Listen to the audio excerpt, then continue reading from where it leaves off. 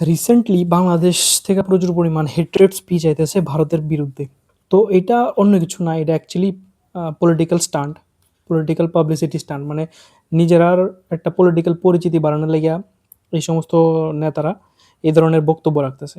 Basically নেতাটির দিকে সেরে এদ্দুর তো মনে হইতেছে যে সব হিরো আলমের লগে কম্পিটিশনে নামছে। সবটির লুকস এরকমই, আশেপাশে মিলতাছে কিন্তু।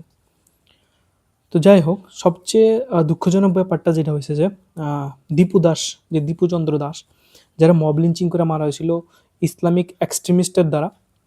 তো এটা থেকে এটা বোঝা যায় যে ইসলামিক যে এক্সট্রিমিস্ট আছে এরা কত জঘন্যতম, এরার মনোভাব কত নিকৃষ্টতম মনোভাব নিয়ে এরা চলাফেরা করে। সে নোয়াখালী হোক আর দীপুচন্দ্র দাসের হোক বা বিভিন্ন টেররিস্ট অ্যাটাকসে যাওয়া হয়, সবটাই এই ইসলামিক যে এক্সট্রিমিস্ট আছে তারার দ্বারাই হইতেছে কিন্তু। তো পুরা ওয়ার্ল্ড জানে তারার মনোভাব কীরকম।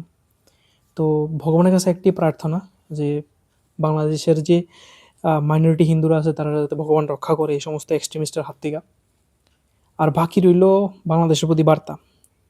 বাংলাদেশ যে বারবার যে কয় যে নর্থ ইস্ট দখল করে নিব, সেভেন সিস্টার দখল করে নিব, আরে এইসব কইতে কইতে দেখ কোন দিন না তোর চট্টগ্রাম গ্রেটার ত্রিপুরার রাজধানী হয়ে যাবে।